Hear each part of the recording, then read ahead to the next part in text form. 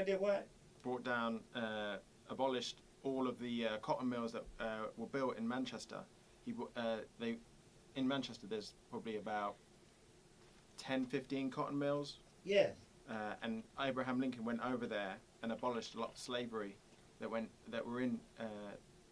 was in Manchester, because it's right near ports, right near Liverpool. They've got a canal system that ships a lot of cotton through that town in the city, and they've celebrated that in Manchester with a big plaque. Yes, sir. Go right ahead. Yes. Just jump right on in. You don't have to hold your hand up. I'm with you. Manchester Speak played right a into big. the mic, please. Manchester played a big part during the slavery period, because the cotton that we picked here got shipped there and was processed in those cotton mills. Wow. They have a lot of the canal system there goes around to the main ports. It's all interconnected. Now it's for pleasure. Back then it was for the slavery. Yes. On the coast of Liverpool, there's a fort where all the slaves were brought from Africa. That's their first stop before they were dispersed around the world. This place has now finally been open to the public. So if you got a passport, come to England. The history started there. They may deny it like they do here. You know how it go. Don't nobody want to own up to what they did in it. But they all played a part, and the evidence is there. You can go see it anytime you want. Just get a passport and travel the world. Everything ain't in California. Everything ain't in Hawaii. Get around and see our history, man, because it's right there in front of you. All you got to do is go look, and it don't cost much. So give the professor a history lesson. Give the professor a good history lesson right now, and that's what you all are doing. You all are telling me that Abraham Lincoln, because see, I was, I'm older than you all. I'm even older than Ted Gary. We the same age. We the same. We the slave, but I did not know. You taking me all the way to Manchester. I didn't either until my son took me on a tour. Yes, sir. Walked around the corner. I saw the sign that said Lincoln Square. Yes. And then I looked up and I saw Abraham Lincoln in the statue. And I was like, what is his statue doing here? And he explained the situation to me. Matter of fact, the flats he was living in at the time used to be old cotton mill. Yeah. But they converted all the cotton mills and turned them into luxury flats. Yeah. So, the history is there. Just people don't pay attention. I would have never known had my boy not went to university in Manchester, and he took me out just showing me around the town.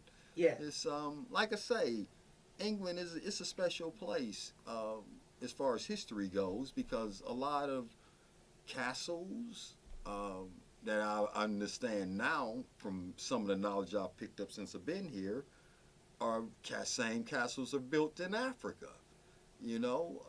It's just you can't hide it no more. People, fess up. You people out there, y'all know what you did. Fess up.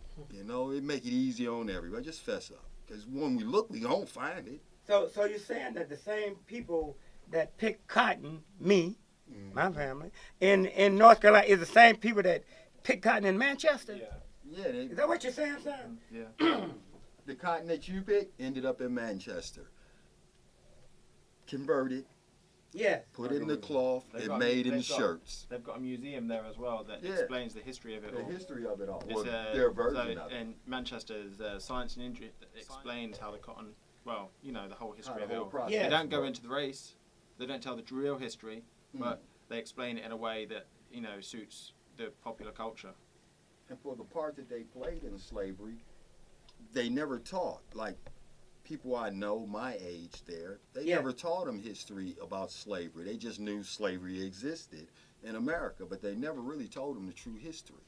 You see, technically the way it worked, the Americans that came, the British that came to America, they fought to keep slavery, and turned into America, okay? And in America we fought the Revolutionary War and Civil Wars. But the British, they actually fought in Jamaica, the Caribbean islands, for the trade, the spices. That's what they wanted for their coffee and their teas. Now, if they'd have stayed around and fought for the slavery, we might be speaking English today instead. She asked the question, what percentage? I'd like to ask, what percentage of blacks lived in Manchester, England? Is the gas stated Manchester, right? Yeah, Jamaican. Well, you know why I asked? Because I'm a Clevelander, and I noticed you say Speak right in that you mic, live- because you it's soft lived mic. here within a period of time, but you raised your son in England, right? Yes. Okay. Now, how did, because the generation is about now, and I want to ask a question to your son. How do he relate the idea he lives in Cleveland, only Cleveland? How do he relate to the environment? Thank you. I'll listen. Well, in Manchester, it's the same culture. There's a large proportion of Jamaicans in Manchester. It's segregated in a way that, just like it is here, there's black communities and white communities and Mexican communities. We've got a Chinatown. I understand the history of black people through my grandfather and my dad, and it's no different. Manchester's, the culture is just the same. It's just a different accent. Yeah. Oh, I'm sorry. The music drowned you Speak out. up, but I did Yeah, hear that. Take there's been a big issue with methamphetamines and heroin in Manchester and all over England at the moment.